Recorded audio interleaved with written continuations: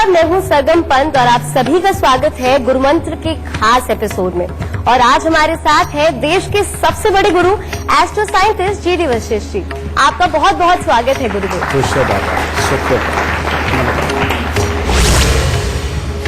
तो हमेशा की तरह शो की शुरुआत करें उससे पहले जान लेते हैं कि आज हम किस विषय के बारे में चर्चा करने वाले हैं। और आज का विषय है ऐसा क्यों।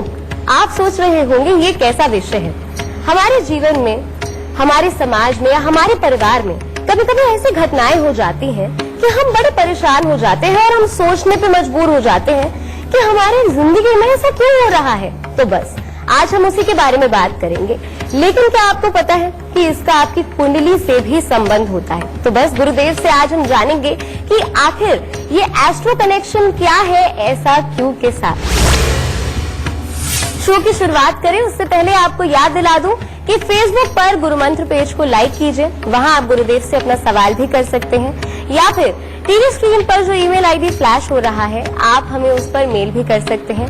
आपको उसके जरिए हमारे शो पर कॉलर बनने का मौका मिलेगा। और अगर आप गुरुदेव से मिलना चाहते हैं और मिलकर के सवाल पूछना चाहते हैं तो वो भी संभव है। उसके लिए टीवी स्क्रीन पर फ्लैश हो रहे नंबर पर कॉल करें। इससे ज्यादा तरीके आपको और कहाँ मिलेंगे। बातचीत का सिलसिला भी जारी रहेगा, पर उससे पहले जान लेते हैं मेष, वृषभ और मिथुन राशि वालों का आज का दिन का हाल कैसा रहेगा। सबसे पहले बात करते हैं मेष राशि वालों की। मेष राशि वालों का आज दिन थोड़ा खट्टा मीठा है। कामकाज में मन मुताबिक सफलता प्राप्त होगी और परिवार के साथ भी आपका आज समय अच्छा व्यतीत होगा, मन प्रसन्न होगा। परंतु पढ़ने लिखने वाले बच्चों के लिए परीक्षा और प्रतियोगिता के परिणाम निराशाजनक आने की संभावना है और वाहन के प्रति आज थोड़ा सचेत रहना है क्योंकि एक्सीडेंट का योग भी बना हुआ है।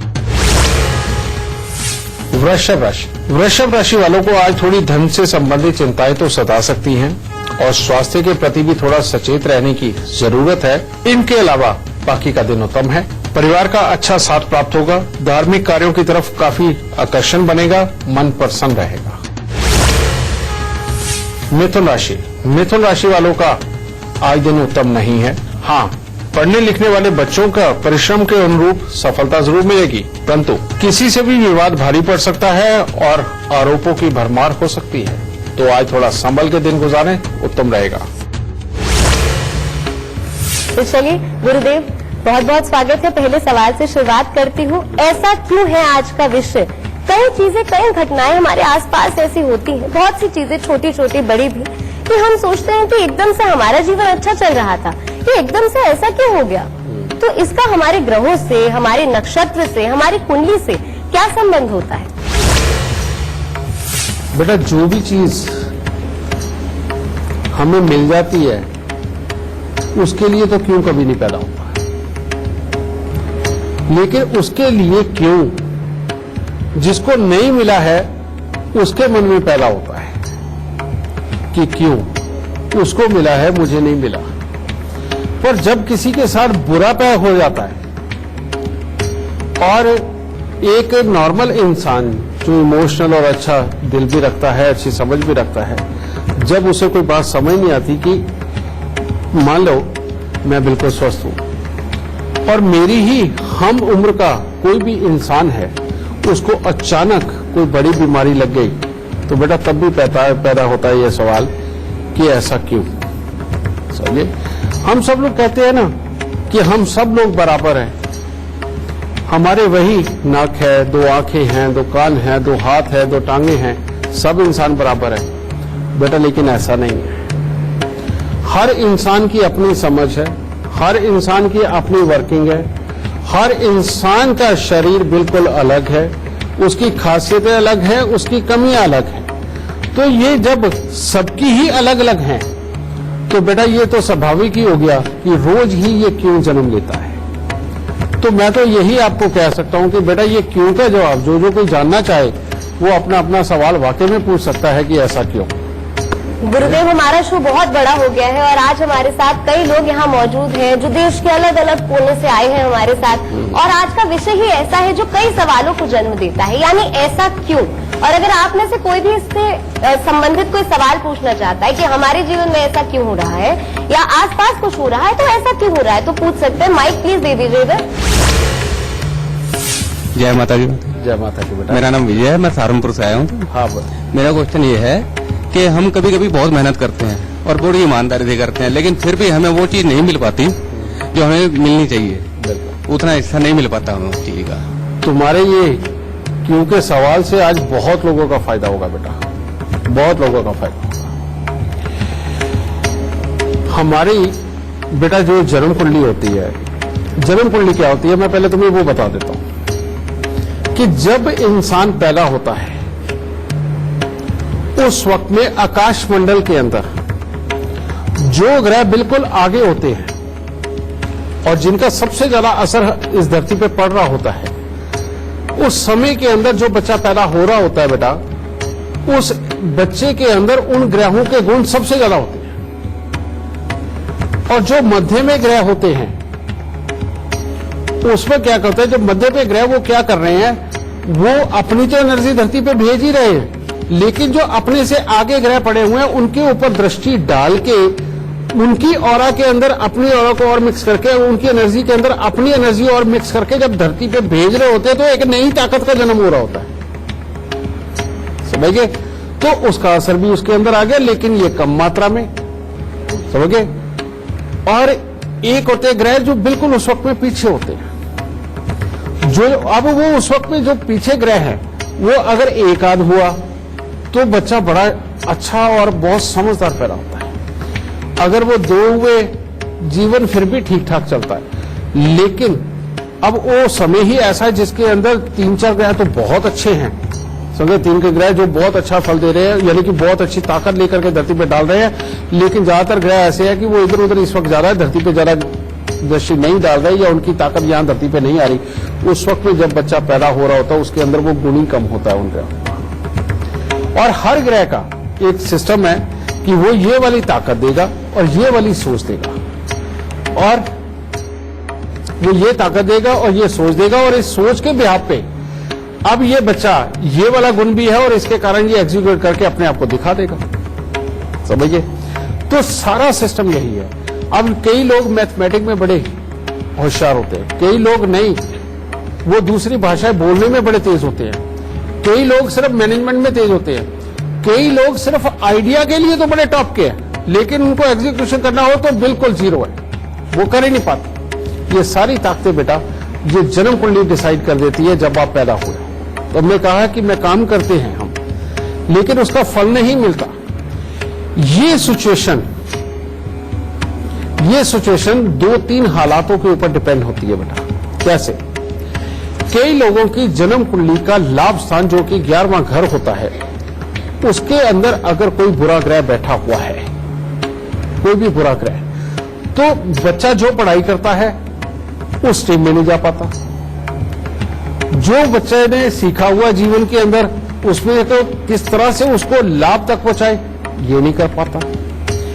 जो इंसान वर्किंग कर रहा होता है, अब वो वर्किंग कर रहा है, वो अपने दिमाग में सिर्फ इतना सोच रहा है कि इससे मेरे को लाभ मिलेगा, पर वो एक पॉइंट ये छोड़ देता है कि ये जो मैं मेहनत कर रहा हूं ये मैं किसको जाके दिखाऊं या किसको जाकर के पूरा दूं, ताकि वो ज्यादा से ज्यादा रूप में आगे उसको सेल कर सके जो मेरी मेहनत की चीज बनी हुई है, समझे, ये लोगों तक पहुंचा सके। जो ये सोच लेता है बेटा उसको लाभ मिलता है, जो ये नहीं सोचता उसको लाभ नहीं मिल रहा होता। ये एक लड़ी होती है। तो ये सारी जो चीज चलती है ये जन्म कुंडली के 6ठे और 11वें घर से चलती है। जन्म कुंडली का जो 6ठा घर होता है ये होता है तीक्ष्ण सोच, आइडिया। वो आइडिया जो तुम्हें अपने जो भी काम तुम कर रहे हो उसके एंड तक की कड़ी को दिखाएगा कि लाभ कहां से पैदा होगा। और जन्म कुंडली का 11वां घर वो तुम्हें यहां इस आइडिया को एग्जीक्यूट करने तक और एंड तक पहुंचाने तक कौन कौन सी बातें किससे करनी पड़ेंगी, कौन सा जरिया बनाएगा और कहां तक वो ये लेके जाएगा, वो जो 11वां घर है वो समझ देता है। समझिए, प्लान ये करता है, समझ वो देता है। तो जिसके भी ये 2 घर खराब है वो जो वर्किंग कर रहा होगा उसका लाभ नहीं होता। समझिए, अब ये लाभ मिले इसके लिए हमारे यहां पर भारत देश में बुजुर्गों ने बड़े सारे संस्कार बनाए थे जिनको हम भूल गए। उस साइंस को हम भूल रहे हैं और ढकोसले कह के इनको छोड़ रहे हैं। और जब हम इतनी बड़ी साइंस को ढकोसले कह के छोड़ रहे हैं तो बेटा उसका खामियाजा भी तो हम ही उठाएंगे। अब काम करेंगे, लाभ नहीं होगा। अब जो तो जन्मजात लेके पैदा हो गए, छठा घर 11वां घर एक्टिव, वो कामयाब है। लेकिन कामयाब होने का राइट तो धरती पे हर इंसान को है ना। जो नहीं हो रहा वो भी तो हाथ पांव मार ही रहा है, क्योंकि जीवन तो उसी से चलेगा। तो अब हमारे बुजुर्गों ने इसके लिए क्या संस्कार बनाए थे? क्या संस्कार बनाए थे? वो बनाया था कि जैसे ही शादी होती है कुआं पूजन के लिए जाते हैं। औरतें जाती ना कुआं पूजने के लिए। पंजाब के अंदर वो तालाब के अंदर पूजने जाते थे, कुआं पूजन किया जाता था। तालाब हो कुआं हो, ये बेटा जन्म कुंडली का छठा घर होता है, ये हमेशा याद रखना है। और जब भी समय समय के ऊपर, पहले तो कुओं से पानी निकाल के पिया करते थे, छठा घर वैसे बड़ा जागृत रहता था। देखा ना, पहले लोग हंसी मजाक करते थे, एकदम फड़कने से जवाब निकालते थे, बड़ी समझदारी की बात करके समाज को जोड़ देते थे। वो छठे घर का कमाल हुआ करता था। वो छठे घर का कमाल हुआ करता था कि एक आदमी बोलता था, सारे सुनते थे, उनको समझ आती थी बात, उसी वक्त मान जाया करते थे। ठीक है, छठा घर जिसका एक्टिव हो जाता है बेटा, उसमें लीडरशिप क्वालिटी वैसी बड़ी तगड़ी हो जाती है। ठीक है, तो ये जिसको भी लाभ नहीं मिलता बेटा, वो अपने घर की भूली बिसरी वो कुआं पूजन की प्रथा को दोबारा जागृत करे। जिनके यहाँ तालाबों को पूजा जाता था, समझे, वो तालाबों को पूजना शुरू कर दे। और उस वक्त में माँ बाप या जो हमारे बुजुर्ग या हमारा जो माशा बेटा, वो जो चीज अर्पण किया करते थे कुएं को या तालाब को, कईयों के दलिये चढ़ाते थे, कईयों के दूध चढ़ाते, कईयों के खीर चढ़ाती है, कईयों को फूल चढ़ाते हैं, समझ गए, वो उनको वहां अर्पण करना शुरू करते हैं। समझ गए। और इसको लाल किताब के हिसाब से देखें इस साइंस को कि अगर ये ताकत पूरी तरह से जो नहीं, तो बेटा वही पूजा विधि 43 दिन लगातार कर दो, चाहे कुएं पे चाहे तालाब पे, तो आपकी वो ताकत जागृत हो जाएगी। अब दूसरा 11वां घर, 11वां घर है ज्ञान से प्रेरित, और वो ज्ञान जो एग्जीक्यूशन भी कर रहा है, जो ये तुम्हें समझाता है कि तुम्हारा इस दुनिया के अंदर कौन कौन सा इंसान तुम्हारे काम का है, किस इंसान को पकड़ो तो तुम्हें एंड तक पहुंचा देगा, ये वाला ज्ञान जो देता है वो जन्म कुंडली का 11वां घर देता है। और जन्म कुंडली के 11वें घर को जगाने के लिए यहां पर जो जरूरी नहीं बेटा कि पंडित ही जनेऊ पहनते थे। जो भी बच्चा शिक्षा दीक्षा के लिए किसी ऊंचे गुरु के पास जाता था, तो गुरु क्या करते थे, अपनी शरण में जब लेते थे तो साथ में जनेऊ से धारण करवाते थे और संस्कारों में बांध देते थे उससे। ठीक है, तो ये जो जनेऊ धारण की विधि है ये भी जन्म कुंडली के 11वें घर को जगाने के लिए थी, कि ताकि इसको अकल ज्यादा से ज्यादा आए, संस्कारों में रहे, गुरु की बात सुने और पूरी प्लानिंग बनाना सीख जाए। ठीक है, ये चीज। दूसरा, बच्चों का सबसे पहले मुंडन करवा देते थे। जब गुरु के पास जाते थे क्या करते थे, गुरुकुल में जाते सबसे पहले इसके बाल उतरवाओ। आज के युग के लोग कहते हैं कि नहीं यार, वो तो इसलिए कहते थे कि ये बच्चा भटके ना, बदसूरत लगे और ये वो, ऐसा नहीं बेटा। ये जो हमारा स्कल्प है, इसके ऊपर ये जो बाल उगते हैं, ये बाल हैं शनि।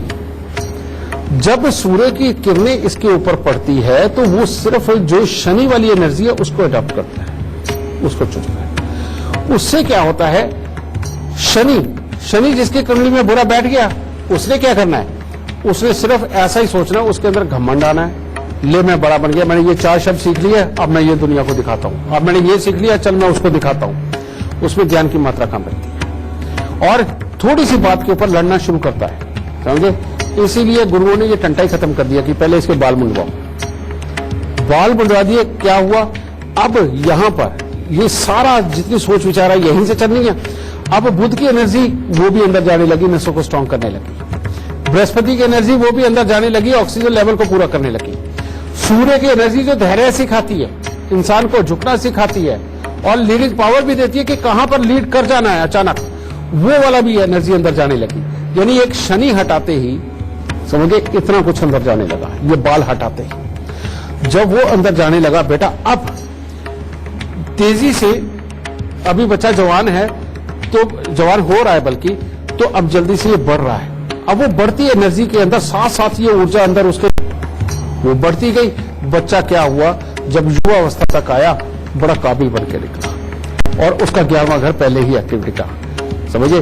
लेकिन अब जिसको भी ये प्रॉब्लम है बेटा, सबसे पहले तो वो सर ढकना शुरू कर दे। सर ऐसे रंग के साथ ढके कि जिसमें नीला या काला रंग ना हो, यानी कि टोपी पहने, पगड़ी पहने, कुछ भी पहने, लेकिन नीला काला रंग ना हो उसमें। तो इससे क्या है, अब प्लानिंग बननी शुरू हो जाएगी, क्योंकि शनि जो काम कहीं दिखावे की लाइफ में ज्यादा लेकर के जाता है, उससे इंसान को छुटकारा मिलने लगेगा।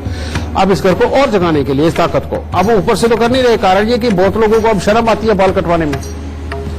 तो अब क्या करना है, अब हमें क्या करना है, गले में एक पीले रंग का धागा डाल देना है, ताकि बृहस्पति की एनर्जी वो उसके आसपास में ही रहे, क्योंकि वो जो सूत का धागा होता है या सोने की चेन होती है, आसपास में ऑक्सीजन लेवल को इकट्ठा करके रखती है अपने पास में। अब वो सूत के आसपास या सोने की चेन के आसपास अगर ऑक्सीजन लेवल घूमता रहेगा तो वो नथनों से जाएगा तो अंदर ही, वो जितना जाएगा दिमाग उतना खुला रहेगा, और जितना खुला रहेगा आप उतना परफेक्ट सोच सकते हो। तीसरा एक और काम कर दो, केसर जो बृहस्पति की पक्की वस्तु है, समझिए, वो लेके हर रोज सुबह उसके अंदर पानी डालो, उसका जब रंग छूट जाए, यानी कि उसका असर, उसका अर्क आ गया आगे, उसको ये बीच वाली उंगली, छोटी से बड़ी उंगली, इससे लेकर के उसको पहले, सबसे पहले अपनी नाभि में लगाओ, क्योंकि जब हम माँ के पेट में होते हैं बेटा, यहीं से खाना, यहीं से ऑक्सीजन, सब कुछ इंसान के अंदर यहीं से जा रहा होता है। अब ये बंद तो है, लेकिन ये फिर भी इतनी एक्टिव होती है कि जो तुम यहां लगाओगे वो अंदर जाएगा। इसलिए पुराने बुजुर्ग जब भी नहाते थे, सबसे पहले अपनी नाभि के अंदर सरसों का तेल लगाते थे। ये चीज भी लोगों को पता होगी। वो क्यों लगाते रहे, क्योंकि यहां पर जब भी आप तेल लगा करके चलते तो आप ज्यादातर बीमारियों से बचे रहते, समझे। खास तौर पे वो बीमारियां जिनसे की खांसी पैदा होती है, जिनसे की दर्द पैदा होते हैं, उन सब से बचाव होता है। इसलिए यहां पर तेल लगाना जरूरी होता है। चलो मैं आज तुम्हें केसर कह रहा हूं क्योंकि तुमने लाभ कमाना है। तो सबसे पहले नाभि में केसर लगाओ, फिर उसी से लेकर के अपने माथे पे लगा लो, ये दोनों भवों के बीच में। उसका एक रीजन है बेटा, जो ज्ञान अर्जित करने की जो सबसे बड़ी ताकत का मालिक है नस, वो यहां होती है, दोनों भवों के बीच में। जो भी बच्चा लिखाई पढ़ाई ज्यादा ना कर पाता हो, याद ना रहता हो, समझ गए, वो उस इंसान को चाहिए कि सुबह और शाम थोड़ी देर के लिए अपने यहां पर हल्की हल्की मसाज करें, हल्की हल्की मसाज करें, उसकी याददाश्त बढ़ने लगेगी, क्योंकि यहीं पे वो नस है जो ये याद रखने की ताकत को बढ़ाती है। ठीक है, इसीलिए हमारे ऋषि मुनियों ने भी हमारे यहां सनातनियों को ये तिलक लगाने की प्रथा बताई। अब तिलक कितनी तरह के, कोई सफेद चंदन लगाता है, कोई गोरोचन लगाता है, कोई पीला चंदन लगाता है, कोई लाल चंदन लगाता है, कोई सिंदूर लगाता है ना। वो जरूरत के हिसाब से किया। भाई जो हनुमान जी के उपासक हैं, जिनको ताकत चाहिए, वो सिंदूर लगाओ। जिन्होंने ज्ञान अर्जित करना है, वो पीला चंदन लगाओ। जिन्होंने कर्म क्षेत्र के अंदर उतरना है, समझ गए, और जोश वाले कर्म करने हैं, वो सफेद चंदन लगा लो, क्योंकि जोश का कारक है सफेद चंदन। लेकिन आपको लाभ चाहिए तो बेटा पीला चंदन ही लगाना पड़ेगा, या केसर का तिलक ही लगाना पड़ेगा, तो वो लगाया। ठीक है, उसके बाद में यही केसर थोड़ा सा लिया, अपनी जुबान के ऊपर भी लगा दिया, तो इससे बृहस्पति यहां से भी अंदर गया, यहां से तो जा ही रहा है नस से, और यहां नाभि से जा रहा है। तो ये अब आपको प्लानिंग की ऐसी बुद्धि देने लग जाएगा कि जिससे कि आपका लाभ जागृत होने लग जाए। इसे बोलते हैं 11वां घर जगाना। तो बेटा आज के बाद ये ध्यान रखना, जिसको भी अपने कर्म का फल ना मिल रहा हो, तो सबसे पहले अपने माता पिता से पूछ लो कि आप कुआं या तालाब पूछते हो, क्या पूछते हो, मेरे को बता दो, और उसकी विधि बता दो। तो जाके पहले वो पूछो, और गले में सोने की चेन हो, पीला धागा हो, जरूर पहनो, और केसर का तिलक नाभि जुबान माथे पे लगाते रहो। लाभ अपने आप चल के आप लोगों के पास आएगा। ठीक है बेटा, खुश रहो। बातचीत का सिलसिला जारी रहेगा, पर उससे पहले जानना चाहेंगे कर्क, सिंह और कन्या राशि वालों का आज का दिन का हाल कैसा रहेगा। कर्क राशि, कामकाज अच्छा बना रहेगा, मित्र या परिवार के साथ अच्छा समय व्यतीत करेंगे, यात्राएं भी हो सकती हैं और मन प्रसन्न रहेगा। सिंह राशि, सिंह राशि वालों के लिए आज दिन कोई खास उत्तम नहीं है। आज आप अपनी इच्छा के अनुसार काम तो करेंगे, लेकिन अड़ियल स्वभाव होगा, जिसके कारण भाई बंधुओं से खटपट भी बनी रहेगी। घर में किसी को स्वास्थ्य से संबंधित भी दिक्कत आ सकती है और मानसिक तनाव बढ़ सकता है। कन्या राशि, कन्या राशि आज काफी उत्तम है। किसी मांगलिक आयोजन में सहभागी होने का मौका मिल सकता है और नवीन लोगों के साथ मित्रता होगी और मनोरंजक यात्राएं भी संभव है। तो आज का दिन आपका तो काफी उत्तम होने वाला है। आप सभी का स्वागत है। आगे बढ़े उससे पहले जानना चाहेंगे तुला, वृश्चिक और धनु राशि वालों का आज का दिन का हाल कैसा रहेगा। तुला राशि का दिन आज थोड़ा खट्टा मीठा है। यात्राओं पर जा सकते हैं, मांगलिक कार्यक्रम में भी शामिल होने के अवसर मिल सकते हैं, परंतु पढ़ाई लिखाई में मन नहीं लग पाएगा और किसी से मतभेद परेशानी का कारण बन सकते हैं। वृश्चिक राशि का दिन बिल्कुल स्मूथ है, यानी कि यात्राएं हो सकती हैं, मित्र वर्ग का अच्छा सहयोग प्राप्त होगा, कामकाज में लाभदायक फल बने रहेंगे। धनु राशि का दिन आज कुछ खास अच्छा नहीं है। कामकाज में किसी के सहयोग से सफलता तो मिल सकती है, परंतु पढ़ने लिखने वाले बच्चों का पढ़ाई में मन नहीं लगेगा और स्वास्थ्य में उतार चढ़ाव देखने को मिल सकता है। गुरुदेव, आज हमारे आसपास कई ऐसी चीजें हैं जो हमें सोचने पे मजबूर कर रही हैं कि ऐसा क्यों। जैसे हमारे बीच माँ लक्ष्मी जी विराजमान हैं, उनके सर पर लाल चुनरी है, तिलक लगाते हैं, अक्षत लगाते हैं, ऐसा क्यों। पीतल के बर्तन है, उसमें हमने फल रखे हैं, लड्डू रखे हैं, ऐसा क्यों। बेटा, ये जो पूजा का विधान भी बना है, ये पूजा का विधान सही मायने में आपके यहाँ आसपास में पॉजिटिव एनर्जी को जागृत करने के लिए बनाया गया है, ठीक है। और कहते हैं ना, जैसा खाओगे अन्न वैसा होगा मन, और दूसरा कहते हैं माहौल का असर जरूर रहता है, ठीक है ना। तो ये जो पूजा पाठ के विधान के अंदर ये जो लगाया जाता है कि तांबे के लोटे के अंदर ही जल रखना है, और या पीतल की थाली या तांबे की ही थाली हो, उसके अंदर हम पूजा की सामग्री रखेंगे, ठीक है। फिर कलावा भी रखा जाता है जी, कलावा ये बांधा जाता है, तिलक भी लगाए जाते हैं, माता रानी को भी लाल चुनरी ओढ़ाई जाती है। ये क्या है, किसी भी कर्म को करने के लिए हमें सबसे पहले कंसंट्रेशन की जरूरत होती है।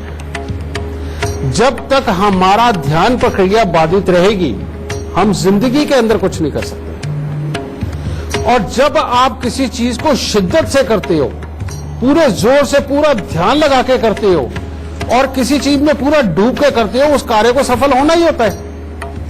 यह बात सत्य है, समझे।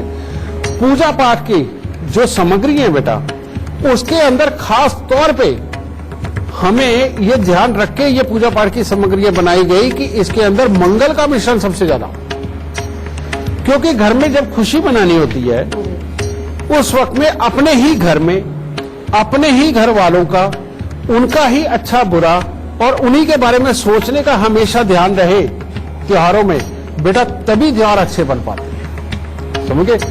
अब ऐसे में क्या किया कि माहौल के अंदर जो खुशी देखी जाती है वो भी मंगल से ही देखी जाती है, ठीक है। तो अब इसको क्या किया, मंगल की वस्तुओं से सारा भर दिया। ये लड्डू है मीठे मीठे गोल गोल बूंदी के, बेटा ये भी मंगल के ही कारक है, इसमें चाशनी भरी हुई है मीठा, ठीक है। इसके अंदर जब फल भी रखे जाते हैं, ज्यादातर फलों में लाल ही रंग होता है, पीला ही होता है, मीठे होते हैं, ये भी रखे जाते हैं। फिर उसके आगे क्या किया, तांबे की थाली, तांबे का लोटा। तांबे में खासियत क्या है, इसके अंदर आसपास के जो जर्म्स होते हैं जो बिल्कुल उड़ते फिरते हमें नजर नहीं आते बेटा, वो इसके ऊपर अटैक नहीं कर पाते तांबे के ऊपर। तांबे में इतनी ताकत होती है कि उनको छिटक देता है, इनके अंदर अपनी ऊर्जा बहुत ज्यादा होती है तांबे में, जिसकी वजह से इसके अंदर रखा हुआ जल पवित्र रहता है। जब चरनामत के रूप में हम वो भी लेते हैं तो वो भी एक तरह की इम्यूनिटी बढ़ाता है। फिर हम जब कलावा बांधते हैं, कलावे में भी हाल में देखो ये पीला रंग तो अब ज्यादा आने लग गया, नहीं तो ज्यादातर हमेशा लाल ही रंग हुआ करता। जी।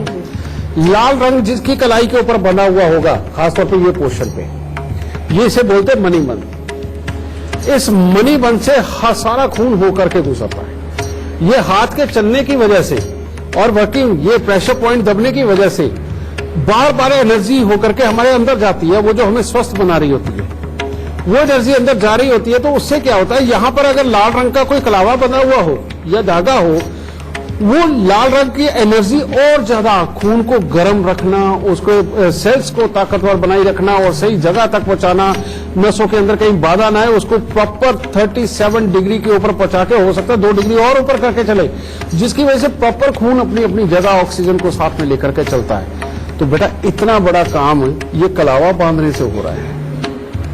और अगर ये इतना बड़ा काम हो रहा है बेटा, तो ये तो साइंस है सारी। और ये साइंस इस चीज को भी इंडिकेट करके कि आपके अंदर कंसंट्रेशन जगा गई, भावना जगा गई, अपनों के प्रति प्यार जगा गई और आपको अच्छे संस्कारी बन के रहना है, ये ज्ञान को भी जगा गई। समझ गए? तो बेटा पूजा के वक्त में इसीलिए सिंदूर, रौली, मौली और तांबा इसका प्रयोग होता है। तो गुरुदेव अक्षत का क्या महत्व है? अक्षत, अक्षत किसे बोलते हैं बेटा, आप लोग जानते हो? शाबाश, बिल्कुल, बहुत अच्छे। अक्षत उसे इसलिए बोला जाता है जो कभी ना खत्म हो। अक्षत जमीन में गिर जाए, यानी कि चावल जमीन में गिर जाए तो नया पौधा पैदा कर देगा। माथे पर लगा दो तो बेटा वो ठंडक पैदा कर देगा, समझ गए? और बना के खा लो तो तंदुरुस्ती दे देगा। जी, ठीक है ना?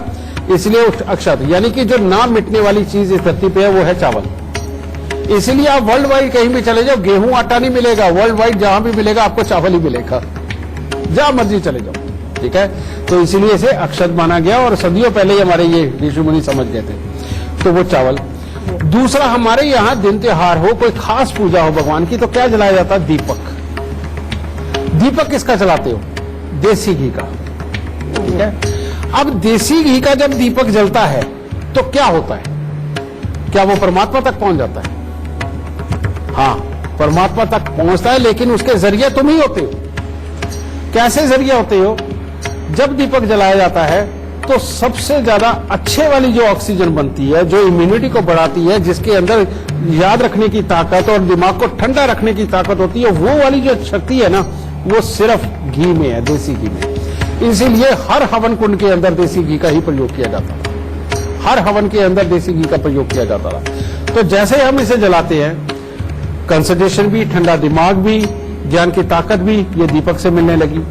अक्षत लगाया, उससे भी दिमाग का ठंडापन और धैर्य वो बनेगा।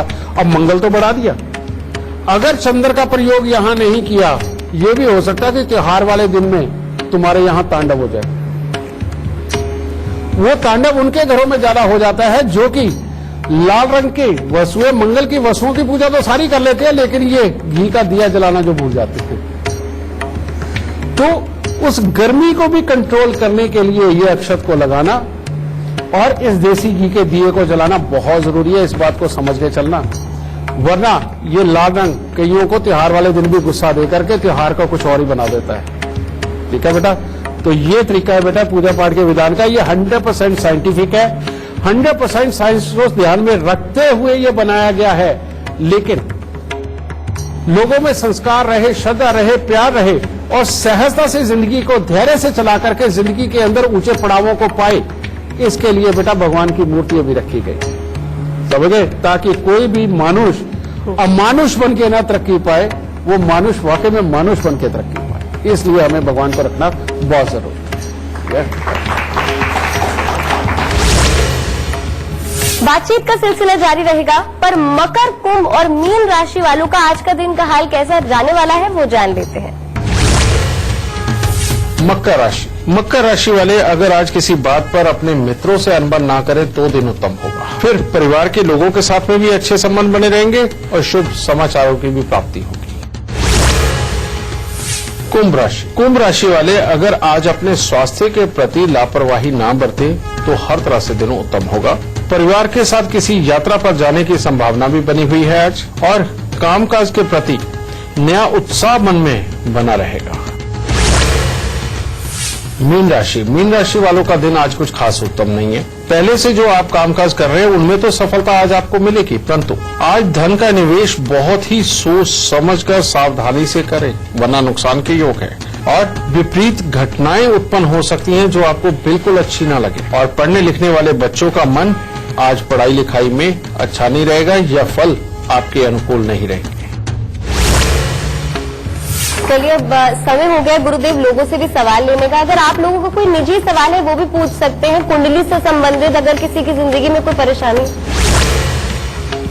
मेरा नाम योगिता है, मैं सुल्तानपुरी से आई हूँ। हाँ योगिता बोलो बेटा।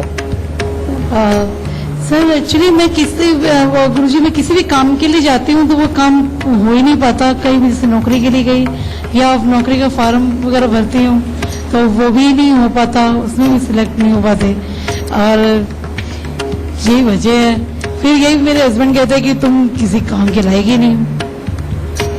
बेटा तुम्हारी डेट ऑफ बर्थ टाइम है? हाँ जी, मेरे 24/11/1984 4:10 शाम को बताया तो 24/11/1984। हाँ जी, दोहरा दीजिए एक बार, समय भी दोहरा दीजिए। 24/11/1984 4:10 शनिवार का दिन, 4:10 बजे सुबह के बेटा? शाम को। शाम के। कहाँ का जन्म है बेटा तुम्हारा? दिल्ली में ही हुआ, तिलक नगर में। बेटा बहुत बार आपने हमारे ग्रंथ भी पढ़े, बहुत सारी कहानियां सुनी, ये जो शास्त्र हमने पढ़े, महाभारत भी पढ़ा, रामायण भी पढ़ी, सब कुछ देखा है। इसके अंदर ना बहुत बार जिक्र आता है कि पिछले जन्म में इतने जन्म पहले इसने ये किया था, उतने जन्म पहले इसने ये किया था, तब वहां से श्राप मिला और ये वो हुआ। रियलिटी पे बेटा ये जो शास्त्रों के अंदर ये जो चीजें बताई गई थी, ये इसलिए बताई गई थी कि किसी भी इंसान को ये समझ आए कि मुझे बुरा बन के कुछ नहीं करना, मुझे संस्कारों के, ज्ञान के, सामाजिकता के दायरे में रह के ही सब कुछ करना है और वो काम थोड़ा सब्र से होगा लेकिन हो जरूर जाएगा। आप जितनी भी कहानियां इनको पढ़ के देखो, इनके पीछे जो समझाने का जो तथ्य है वो इसी चीज को आधार मान के कहा गया कि हम लोग सुधर के काम करें, बिगड़ के। अब जैसे इस बच्चे का है योगिता का, इसकी जन्म कुंडली के अंदर सूर्य और शनि इकट्ठे और राहु देव की दृष्टि। बेटा तुम्हारी आंखों का क्या हाल है? हाँ, क्योंकि जिसका सूर्य ही खत्म हो गया जन्म कुंडली के अंदर, राहु और शनि ने ढक लिया, उसकी आंखें कहां से बचेंगी? फिर इसके अंदर बेटा इरिटेट बहुत जल्दी हो जाती है, ये समझ गए? उसके बाद दूसरी प्रॉब्लम, इसका सेल्फ कॉन्फिडेंस टोटली गिरा हुआ है। किसी भी चीज को करने के लिए सिर्फ सोचती रह जाती है, हिम्मत नहीं कर पाती, समझ गए? फिर तीसरी चीज चंद्र और बुध। चंद्र में बहुत सारे लोगों को तुमने देखा होगा कि वो सोचते कुछ है, बोलते कुछ है, समझ गए? एक बात इधर वो मुंह से निकाल रहे होते हैं, दूसरी नई प्लानिंग अपने अंदर ही अंदर और चला रहे होते हैं कि अब ऐसी बात आई तो मैं ये बाउंसर फेंकूंगा। लेकिन ये क्वालिटी हर किसी में नहीं होती, जैसे इसके अंदर नहीं है। इसका दिल और दिमाग एक है, एक टाइम के ऊपर ये एक ही चीज को सोच के, उसी को समझ के, उसके अनुसार बहाव में बहती रहेंगे। अब ये चंद्र बुध ये भी इसको कमजोर कर गया। अब इसके मात्र ये 2 ग्रह, ये 2 योग, जिसके अंदर 5 ग्रह इन्वॉल्व हो गए, बेटा ये इतने खराब हो गए कि इसको जिंदगी के अंदर तरक्की करना है, इसको पाना, हिम्मत करके सब कुछ कर जाना, हर सिचुएशन को हैंडल करने का तरीका इसके अंदर खत्म हो गया। क्योंकि हिम्मत जिसकी खत्म हो जाती है, सिचुएशन को हैंडल करने की उसके अंदर ताकत ही नहीं बचती, सोच भी नहीं बचती। क्योंकि जो डर होता है ना, वो उस सोच को भी नहीं पैदा होने देता जिससे कि इंसान अपने आप को सुपीरियर साबित कर सके। तो अब जब तक बेटा तू इस शनि राहु का इलाज नहीं करती तो जिंदगी में सुखी नहीं हो सकती। ये आंखों वाला हिस्सा भी कमजोर रहेगा। इसीलिए इन उपायों को कर, ताकि जल्दी से जल्दी परमात्मा तुम्हारी हिम्मत को बढ़ाए, तुम्हारे साहस को बढ़ाए, ज्ञान को बढ़ाए, फिजिक को बढ़ाए। इसके साथ तुम्हें बाकी के सारे सुख तुम्हारी अपनी ही सोच पैदा करवा देगी। और उपाय क्या है? 43 दिन लगातार तांबे की थाली के अंदर गुड़ और गेहूं भर के उसको जल प्रवाह कर दो। और दूसरा उपाय है 43 दिन लगातार एक नारियल पूजा वाला और थोड़े से साबुत बादाम लेकर के बेटा दान दे दो। और उसके बाद हर शनिवार के शनिवार एक नारियल पूजा वाला और थोड़े से साबुत बादाम, भले ही 4-6 हो बेटा, वो दान देना या जल प्रवाह करना कभी मत भूलना। ये तो हो गया एक उपाय। अब फाइनल उपाय जो तुम्हारी बुद्धि को बहुत बढ़ाएगा, जो प्राणी की बुद्धि को एकदम एक्यूरेट करके और बिल्कुल हर सिचुएशन का हल तुम्हें अपने आप देगा, उसके लिए 43 दिन लगातार ट्यूबवेल की रेत वो लेकर के मंदिर के अंदर चढ़ानी है। जहां बेटा ये तीनों उपाय संपन्न हुए, इम्यूनिटी बढ़ जाएगी, सोच समझ बढ़ जाएगी, हर चीज को करने का सलीका अपने आप को आने लगेगा। जो तुम कह रही हो ना मेरे पति वाले हालात और ये काम वाले जहां से भी मेरे को ना हो जाती है, ये तुम अपनी काबिलियत से स्वयं ही पालो। खुश रहना। हमारे जीवन में हमारे इर्द गिर्द जो कुछ भी हो रहा है उसका कोई कारण जरूर है। तो चलिए आप सभी का शुक्रिया कि आप हमारे कार्यक्रम का हिस्सा बने। और अगर आपके जीवन में कोई भी दुख है, कोई कठिनाई का आप सामना कर रहे हैं, तो गुरुदेव के बताए उपाय आप जरूर करें। आप खुद ही देखेंगे कि आपके जीवन में एक सार्थक परिवर्तन जरूर आएगा। और गुरुदेव आपका बहुत बहुत शुक्रिया हमारे दर्शकों का मार्गदर्शन करने के। माता रानी सबको सुखी रखे, खुशियां बख्शे प्रभु। तो चलिए आज के लिए तो बस इतना ही। कल फिर हाजिर हो जाएंगे एक नए विषय के साथ। तब तक के लिए दीजिए इजाजत। नमस्कार।